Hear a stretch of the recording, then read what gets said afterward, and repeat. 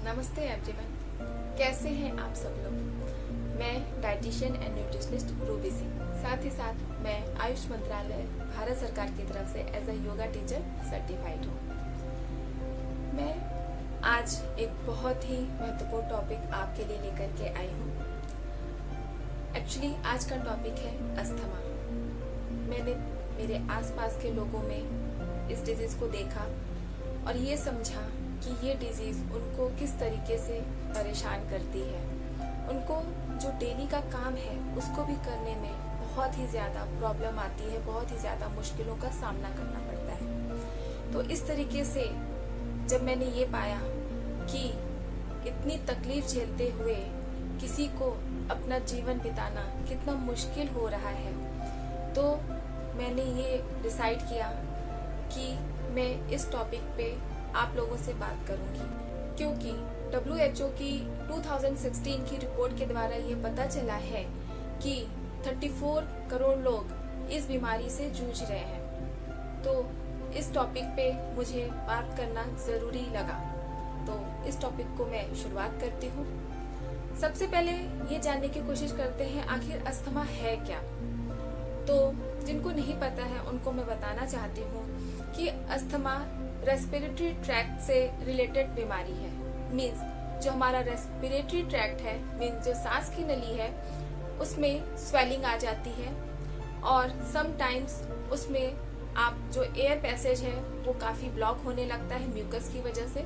Mucus clog कर देता है, रास्ते को रोकने का काम करता है, जिसकी वजह से सांस लेने में बहुत ज़्यादा तकलीफ होती है। तो इस तरीके से जब हमारी सांस की नली सिकुड़ जाती है, स्वेल हो जाती है, और जब हम सांस लेते हैं तो ठीक से ऑक्सीजन हमारी बॉडी के अंदर जा नहीं पाती, तो इस तरीके की प्रॉब्लम मीन्स सांस फूलना जैसी प्रॉब्लम हमको देखने को मिलती है।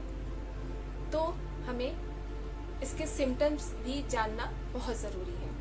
इसके सिम्टम्स क्या है, तो आप ये देख सकते हैं कि जब बहुत ज़्यादा कफिंग हो रही है, बहुत जल्दी कफ एंड कोल्ड हो रहा है, चेस्ट पेन हो रहा है, चेस्ट में भारीपन महसूस हो रहा है, थोड़ा सा आप चलते हैं आपकी सांस फूलने लगती है, मीन्स आपको सांस लेने में तकलीफ होती है, आपको बात करने में सांस लेने में तकलीफ होती है, या फिर जो भी आपके डेली के काम हैं उसको आप आसानी से नहीं कर पाते हैं और आपको बहुत ही जल्दी थकान आने लगता है। तो ये सारी चीज़ें अस्थमा के ही सिम्टम्स हैं।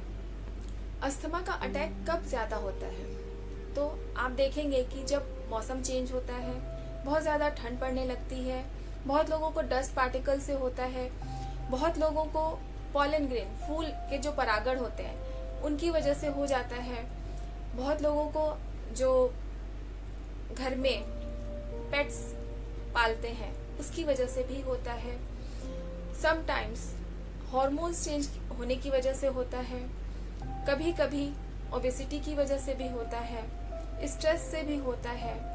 बहुत ज़्यादा जब आप गुस्से में होते हैं तब भी ये अस्थमा अटैक देखने को मिलता है। तो अब हम बात करते हैं कि अस्थमा को हम कैसे मैनेजेबल बना सकते हैं, कैसे इसको क्योर कर सकते हैं, और हम पहले से क्या बातों का ध्यान रखें कि हमें इस तरह की प्रॉब्लम आए ही नहीं। तो हम लोग सबसे पहले डाइट की बात करेंगे। तो हमारे फूड में ऐसी क्या चीजें शामिल हो जिससे हमें इस रोग का सामना करना ही ना पड़े। तो सबसे पहले हमें अपने डाइट में ग्रीन लीफी वेजिटेबल ये शामिल करना है, क्योंकि ग्रीन वेजिटेबल्स हमारे लंग्स को मजबूत रखता है, हमारे रेस्पिरेटरी ट्रैक्ट को काफी स्वस्थ रखता है, क्योंकि ये रेस्पिरेटरी ट्रैक्ट को क्लीन एंड क्लियर रखता है, हमारे लंग्स को क्लीन रखता है। इसके अंदर जो भी विटामिन्स एंड मिनरल्स पाया जाता है वो हमारे लंग्स को काफ़ी अच्छे से स्वस्थ रखते हैं और हमारे लंग्स काफ़ी अच्छे से काम करते हैं। ये हमारे लंग्स में म्यूकस को जनरेट नहीं होने देता है। तो इस तरीके से जो भी ग्रीन वेजिटेबल्स हैं ये हमारे लिए बहुत ही महत्वपूर्ण होती हैं, इन्हें हमें अपने डाइट में ज़रूर शामिल करना चाहिए। Next, vitamin C rich food होना चाहिए, क्योंकि ये एंटीऑक्सीडेंट से भरपूर होता है। ये सेल्स को रिपेयर करता रहता है और साथ ही साथ म्यूकस भी जनरेट नहीं होने देता है। इस तरीके से अगर आप विटामिन सी रिच फूड खाएंगे तो आपके लंग्स काफी हेल्दी और स्वस्थ रहेंगे और आपकी जो सांस की नली है वो भी क्लीन एंड क्लियर रहेगी।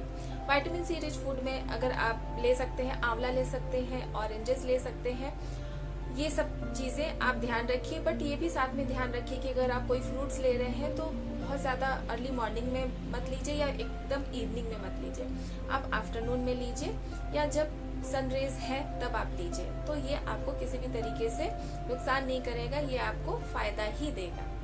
नेक्स्ट अगर हम देखते हैं तो हमें विटामिन डी रिच फूड लेना चाहिए क्योंकि ये हमारे इम्यून सिस्टम को मजबूत बनाता है, ये हमारे अंदर होने वाले इन्फेक्शन से लड़ता है, साथ ही साथ ये कफ एंड कोल्ड को भी दूर रखता है। तो इस तरीके से हम देखते हैं कि ये सारी ही चीजें हमारे लंग से रिलेटेड है और अगर हम विटामिन डी रिच फूड अपने डाइट में शामिल करते हैं तो हम अस्थमा जैसे रोग से छुटकारा पा सकते हैं। विटामिन डी रिच फूड की अगर हम बात करते हैं तो इसमें आप मशरूम ले सकते हैं, एग ले सकते हैं, आप फैटी फिश ले सकते हैं। तो इस तरीके से आप अपने डाइट में विटामिन डी रिच फूड लीजिए तो ये आपके लिए काफी हेल्पफुल रहेगा। साथ ही साथ विटामिन डी आपको सनरेज से भी मिलता है, तो आप थोड़ी देर सनबेदिंग भी कर सकते हैं जो कि आपके लिए काफी हेल्पफुल रहेगी। तो ये पॉइंट्स आप ध्यान रखिए और आप अपने अस्थमा को दूर रखिए अपने से। ऐसा देखा गया है कि जिन बच्चों में मैग्नीशियम की कमी पाई जाती है उनके डाइट में, तो आगे चल करके अस्थमा का खतरा उनके लिए बढ़ जाता है।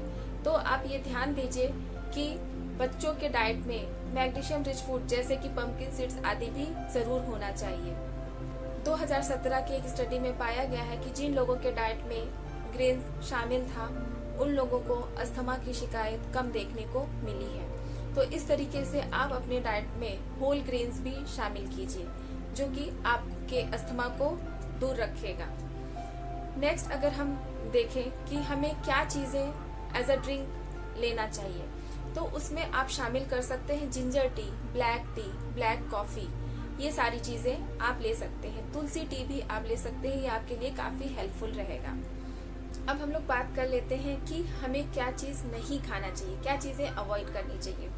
तो सबसे पहले गैसियस फूड हमें नहीं लेना चाहिए। गैसियस फूड जैसे कि कैबेज हो गया, कोल्ड ड्रिंक हो गया, ये सारी चीजें हमें नहीं लेनी चाहिए। उसका रीजन क्या है? जब आप इस तरीके की चीजें खाते हैं और आपको जब गैस जनरेट होती है, आपको गैस की प्रॉब्लम होने लगती है, तो डायफ्राम की तरफ डायफ्राम आपका ऊपर उठने लगता है और डायफ्राम अगर आपका ऊपर उठता है तो वो आपके लंग्स पर प्रेशर डालता है, जिसकी वजह से आपको चेस्ट पेन हो सकता है, चेस्ट में भारीपन हो सकता है। तो इस तरीके से आपको गैसियस फूड भी अवॉइड करना चाहिए। दूसरा अगर है देखा जाए तो आपको काफी शुगरी प्रोडक्ट या फिर मैदा का प्रोडक्ट अवॉइड करना चाहिए। इसके पीछे भी एक रीजन है, क्योंकि ये सारी चीजें आपको अगर आप लेते हैं तो आपके अंदर म्यूकस जनरेट करता है और अगर म्यूकस जनरेट होगा तो फिर से रेस्पिरेटरी ट्रैक्ट में इन्फेक्शन पैदा होगा और वो उस रास्ते को ब्लॉक करेगा। तो इस तरीके की ये सारी चीजें आप अवॉइड कीजिए तो आपका रेस्पिरेटरी सिस्टम ज्यादा बेहतर तरीके से काम करेगा। इसके अतिरिक्त अगर हम बात करें तो आपको फ्राइड आइटम्स, फास्ट फूड भी अवॉइड करना चाहिए, क्योंकि ये अस्थमा को ट्रिगर कर देता है, ये अस्थमा को एग्रीवेट कर देता है। तो आपको फास्ट फूड भी अवॉइड करना चाहिए। अब हम कुछ इम्पोर्टेंट पॉइंट के बारे में आपसे बात करना चाहते हैं कि आप और क्या चीजें अपने डेली रूटीन में शामिल कर सकते हैं। जैसे कि कोई भी रेस्पिरेटरी डिजीज जनरली हमारे नोज या माउथ से स्टार्ट होता है, तो हमें ये ध्यान देना है कि हमारा नोज एंड माउथ हमेशा क्लीन रहे, उसका हमको विशेष रूप से ध्यान देना होगा। क्योंकि अगर नोज एंड माउथ हमारा क्लीन है तो आगे चल करके हमें किसी तरीके की कोई डिजीज होगी ही नहीं। नेक्स्ट अगर हम पॉइंट की बात करें तो हमें स्टेल फूड नहीं लेना है, हमें ताजा भोजन करना चाहिए। थर्ड अगर हम देखें तो हमें अगर इस तरीके की बीमारी है तो हम थोड़ा बहुत ल्यूक वार्म वाटर थोड़ी देर में सिप कर सकते हैं। नेक्स्ट हमें सनबेदिंग जैसा कि मैंने बताया करना चाहिए। आप थोड़ी देर रोज धूप में बैठिए, अस्थमा के लोगों के लिए ये बहुत ही बेनिफिशियल रहता है। अगर अस्थमा का अटैक आ ही गया है तो क्या करें तुरंत? इसके लिए आप बिल्कुल लेटिए मत, क्योंकि लेटने में ये प्रॉब्लम और भी बढ़ सकती है। तो इसके लिए किसी आरामदायक चेयर पे आप बैठिए, चाहिए तो थोड़ा पिलो का सहारा लेकर के थोड़ा सा आगे झुक जाइए और अच्छे से ब्रीथ करने की कोशिश कीजिए। जनरली होता क्या है कि हम अस्थमा के रोगियों में दोनों नॉस्ट्रियल में से एक ही नॉस्ट्रियल खुली रहती है, या जनरली आपके नोज ब्लॉक ही रहते हैं। तो अगर आपका जो भी नॉस्ट्रियल ओपन है तो उससे आप इनहेल कीजिए, मतलब अच्छे से सांस लीजिए और उसको मुंह से एक्सहेल कीजिए, मतलब मुंह से आपको सांस छोड़ना है। इस तरीके के आप 15 to 20 राउंड्स कीजिए।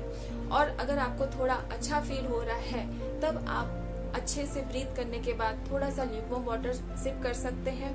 आप हॉट वाटर बैग का इस्तेमाल कर सकते हैं अपने एब्डोमेन एरिया में, और थोड़ा बहुत आप अपने नेक एरिया में भी हॉट वाटर बैग का यूज कर सकते हैं। 5-6 मिनट के बाद आप थोड़ा सा रेस्ट कीजिए। अगर आपको लगता है तो फिर आप अपने किसी फैमिली डॉक्टर से मिल सकते हैं और आप आगे का मेडिकेशन स्टार्ट कर सकते हैं। अस्थमा के पेशेंट को स्टीम भी काफी हेल्पफुल रहता है, तो आप स्टीम भी ले सकते हैं। साथ ही साथ आप इस बात का भी ध्यान रखें कि कोई भी ठंडी हवा जैसे कि एसी या फैन के सीधे संपर्क में ना आए। आप चाहिए तो आप अपने हेड को कवर करके रखें, ये आपके लिए काफी हेल्पफुल रहेगा। कुछ आसनास की अगर मैं बात करती हूँ जो कि अस्थमा के पेशेंट के लिए काफी हेल्पफुल रहेगा, तो वो है, पहला, अगर आप कुछ नहीं कर पा रहे हैं तो एटलीस्ट आप थोड़ी देर के लिए वॉक के लिए जाइए। अगर हम योगा की बात करते हैं तो आप उष्ट्रासन कर सकते हैं, सर्वांग आसन कर सकते हैं, धनुरासन कर सकते हैं। ये सारे आसन आपके लिए काफी हेल्पफुल रहेंगे क्योंकि ये म्यूकस को बाहर निकलने में हेल्प करेंगे। तो इस तरीके से ये आपके लंग्स को क्लीन करेंगे और स्ट्रॉन्ग बनाएंगे। धनुरासन एंड भुजंग आसन भी आपके लिए काफी हेल्पफुल रहते हैं क्योंकि इसमें चेस्ट काफी अच्छे से ओपन होता है, जिसकी वजह से आप काफी अच्छे से ब्रीथ कर पाते हैं और आपका लंग एक्सपेंड होता है। तो इस तरीके से अगर आप ये सारी आसनास करेंगे तो आपके लिए काफी हेल्पफुल रहेगा। साथ ही साथ आप ओम चैंटिंग या इस तरह की कोई भी चैंटिंग कर सकते हैं, क्योंकि ऐसा देखा गया है कि जो अस्थमा के पेशेंट होते हैं वो अच्छे से ब्रीद आउट मीन्स एक्सहेल अच्छे से नहीं कर पाते हैं। तो एक्सहेल अच्छे से ना कर पाने की वजह से स्टेल एयर उनके लंग्स में रह जाती है। जब स्टेल एयर आपके लंग्स में रह जाएगी तो फ्रेश एयर कहाँ से जाएगी? तो इसके लिए पहले कोई भी चीज को एम्प्टी होना जरूरी है, तो ही उसके अंदर अच्छी चीजें आप भर सकते हैं। तो इस तरीके से जब आपका एक्सहेलेशन अच्छा होगा तभी आप प्योर एयर को आप अपने अंदर ले पाएंगे। तो अगर आप ओम चैंटिंग करते हैं तो आपका एक्सहेल काफी प्रॉपर वे में होता है और उसके बाद जब आप इनहेल करते हैं तो काफी अच्छे से आप इनहेल कर पाते हैं। तो इस तरीके से आप ओम चैंटिंग या किसी कोई और भी चैंटिंग आप कर सकते हैं, ये आपके लिए बहुत ही हेल्पफुल रहेगा। इसके अतिरिक्त आप कैंडल को ब्लो कर सकते हैं, ये भी एक एक्सरसाइज काफी अच्छी है अस्थमा के पेशेंट के लिए। आप बलून को फुला सकते हैं, अगर आप बलून को फिल करते हैं तो उससे भी आपके लंग्स की एक्सरसाइज होती है और एक्सहेलेशन प्रॉपर वे में होता है, जिसकी वजह से आप इनहेल काफी अच्छे तरीके से कर पाते हैं और आपके लंग्स भी काफी स्ट्रॉन्ग बनते हैं। तो इस तरीके से अगर आप ये सब चीजें करेंगे तो आप अस्थमा से काफी रिलीफ पा पाएंगे और इन सब बातों को अगर आप ध्यान देंगे तो आप जरूर अस्थमा से धीरे धीरे छुटकारा पा सकेंगे। साथ ही साथ आपके विचार पॉजिटिव होने चाहिए। मीन्स जनरली देखा गया है कि जो अस्थमा के पेशेंट होते हैं वो काफी सेंसिटिव नेचर के होते हैं और वो अपनी बातें जल्दी किसी से शेयर नहीं करते हैं, वो मन में ही अपनी चीजों को दबा के रखते हैं, जिसकी वजह से धीरे धीरे ये चीजें इतनी ज्यादा बढ़ जाती हैं कि वो आपके अंदर से बाहर निकलना बहुत ज्यादा जरूरी है। क्योंकि बहुत ज्यादा अगर आपने स्ट्रेस ले लिया है या बहुत ज्यादा आप किसी चीज को अपने मन में अंदर ही अंदर रखे हुए हैं तो वो फिर किसी न किसी डिजीज के रूप में ही बाहर निकलती है। तो इसके लिए आप अपनी बातों को शेयर कीजिए, खुश रहिए, अपनी जो भी हॉबी है उसको डेवलप कीजिए और जितना आप खुश रहेंगे उतना ही आप अस्थमा से दूर रह पाएंगे। तो जस्ट ये थोड़ी चीजें आप अपने व्यवहार में शामिल कीजिए। जो डाइट मैंने बताई है वो आप अपने डाइट में शामिल कीजिए। एक्सरसाइज कीजिए।